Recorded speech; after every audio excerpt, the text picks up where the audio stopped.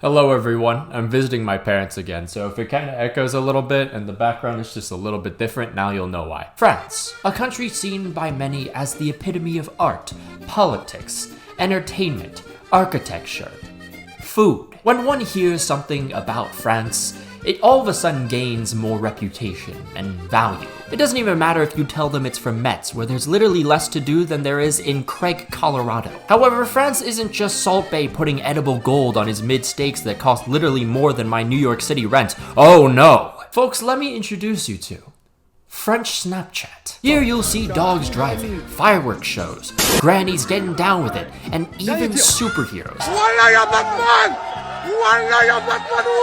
And my personal favorite, the Christians vs. Muslims derby. All in a beautiful 180p video quality. Most people who visit just aren't aware that this country is so fucking funny, and the French football world, it's no different. A perfect example of this is Mo Henny. When his beloved Marseille disappoint him, which is about 98% of the time, he will destroy a TV. Every single time. Which brings me to the topic of today's video. Olympique Marseille. But first, I keep forgetting to do this, but I want to give a quick shout out to my second channel. Here, I'll usually just talk about anything besides football while Minecraft is playing in the background. Shut the fuck up about my hotbar. It really isn't that bad. Recently, though, I made a video about getting over heartbreak and another about not belonging to either side of my family. These are the types of heartfelt videos and many others that I want to make that I hope can help make others feel like they're not alone. So yeah, check out the second channel. There'll be a link down below and up in the annotations here. Marseille had just come off conceding a last-minute goal from Rennes in their opening league fixture. Frustrations were high, especially because Rennes were playing with 10 men since the 31st minute. This all resulted in a bit of an incident in the dressing room. It all started when Marseille keeper Geronimo Rulli started arguing with Jonathan Rowe about the winger's lack of effort. It was then when, according to Romain Molina, midfielder Rabiot came to intervene and calm things down. However, Rowe refused to calm down, and then I guess he might have said something bad because all of a sudden Rabiot's whole attitude changes and he throws a punch at Rowe. This then prompted a whole ass street fight between the two, which was eventually broken up by teammates. But the others probably didn't do a great job of holding these guys back, because Rabiot managed to somehow get another punch in, and then another brawl ensues. This on and off fight lasted a solid 10 minutes until literal security had to come and intervene. However, even after that, Rowe and Rabiot still continued to insult and threaten each other. This shit was no joke. Also, while this was going on, a 17-year-old Daryl Bacala got really overwhelmed by the WWE match happening in the dressing room and literally fainted. Anyways, after all this subsided, manager Roberto De Zerbi told media it was like, quote, an English pub fight, while club president Pablo Longoria described the incident as, quote, extremely violent and something he's never encountered before, which I'm pretty sure he didn't even see because he's currently serving a 15-game suspension that started in February. Either way, Marseille decided the best course of action here was to sell both of these players immediately. They saw no point of return for any of this, especially since both players had not apologized for anything within the 48 hours that followed. Jonathan Rowe had literally just signed permanently after a season-long loan spell, and not even 2 months later, he was now at Bologna. There was a little more drama with the Rabiot situation, mainly because of his mother. If you're not familiar with the infamous agent, Miss Veronica, oh boy.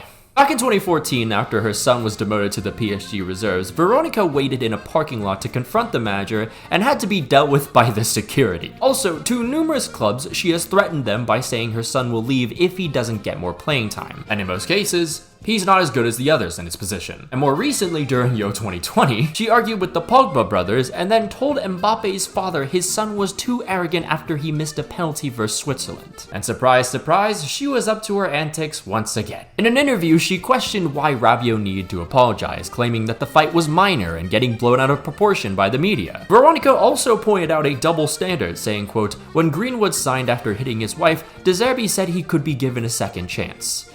Which, I mean, she's kind of spitting here. De Zerbi actually responded to this though, saying, quote, for Rabiot's mother to say that we gave Greenwood a second chance, it's crazy. We're talking about people's private lives here. It's not fair to talk about other people. Yeah, we'll get back to him in a second. Anyways, Rabiot's new destination would be AC Milan, and you know who the opponents for his potential debut are? Bologna. Going back to the fight though, I refuse to believe this came out of nothing.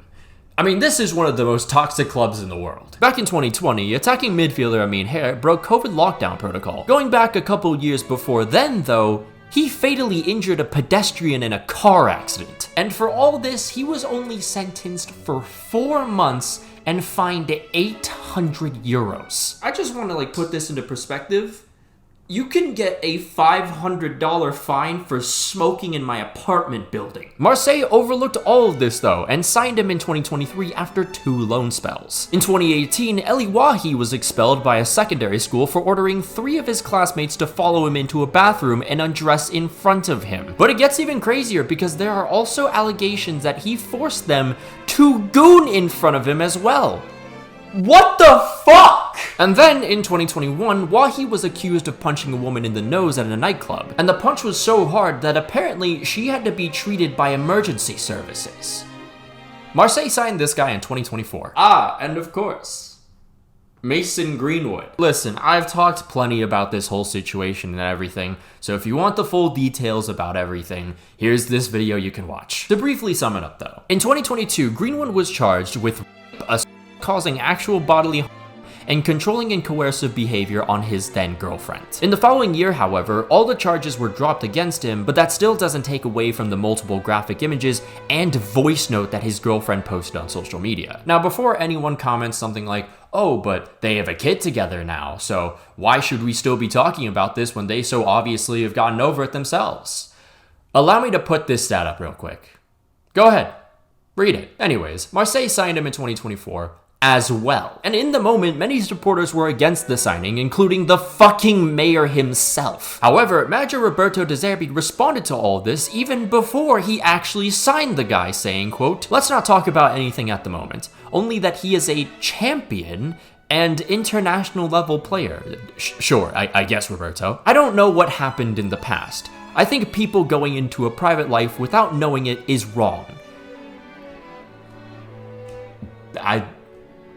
I'd argue that it's not exactly private anymore. But then this somehow got even more pathetic when it was revealed that later, De Zerbi had actually called Greenwood daily to make this signing happen. This man was glazing Mason fucking Greenwood out of anyone. And while we're at it, let's talk about the guy who was behind the Epstein 3 lineup. Recently, Marseille, for whatever reason, thought it'd be a great idea to release a video of De Zerbi basically bullying Ismail Kone during a training session because he was taking too many touches. Reduce the touches! Reduce the touches! Vai fare doccia, dai! Vai fare doccia, vai! Call your agent to come here! Call your agent to come here! Too many touches on ball? No, sir. Too many touches on women? Please don't put this out of context. I get intensity and all. I mean, Marseille as a whole is genuinely delusional, so the expectations every single year are ridiculously high. But screaming, call your agent in front of the whole team, what a dick. Fortunately, Ismail was the one who had the last laugh though. When in his first game against Marseille since the incident, he scored this absolute banger and immediately ran towards De Zerbi. Talk your shit, Ismail! You know, the crazy thing about this club is that it also has Neo Maupay. Maupay's actually cool though, but the fact that his masterful shithousery doesn't even come close to anything else just goes to show how fucked this club truly is. But at least on the bright side, the unexpected lesser evil PSG is a lot better than they were before now. Which only means Marseille are probably never winning anything ever again. And even if they do come close, this team is like the New York Mets of football. I've been wanting to talk about Marseille for quite some time, ever since the whole Greenwood transfer and all the other transfers, so glad I finally got to do that. And of course, a massive shout out to all our members, including Janos Balas, Lugar BB, Araisan, Brazilian Fury, Jeremiah Owusu Ajimang, Valera, Django, Anazir Makalongkom, Alex Rod, Slarikit, Taco Okafan, Kentra Agatra, Saint Terran, Sylvia Citrus, Rasher Enthusiast, Cheesebait, Winter Gel, Finn Likes Rugby More, Davox, The Portergeyser, Wise Orange, Polo Protos, Von Fan, Lucien Von Kreuz, Gazegers Beshakivics, A Ghostly Owl, Coney Wolves, Lickstab, Matanai, Sketchy Card, Apollo, Congo Jazz 1, German Sayu 7th, Thrilling ADT 13, Los Milos, James Braun, Vacinho, Jamie Vardy's 10th Red Bull, Nightwalker, Napside, Money Cash Hose, Quantavious Pork, Lily Lover, Stewed Monk, Tyler A. Davis, A Red Devil for Life, Tung Tung Tung Sahur, Red Yellow, Kevin Mojica, Kev C, Dominic Griffin, Kyler Krebs, Mohammed Altanib, Nish, Patrick Barley, Rashford God 5, Raspberry Ale, and Unbroken Persona. If you'd like to become a member on the channel, there'll be a link down below and up in the annotations. You can follow my Twitter if you want, follow my Instagram if you like, follow my Twitch. Once I get back home, I'll finally be doing some watch-alongs, especially some Arsenal watch-alongs. And also, don't forget to check out the second channel, because I really do think you guys will enjoy that channel. But until then, I'll see you guys. Get out one time, right?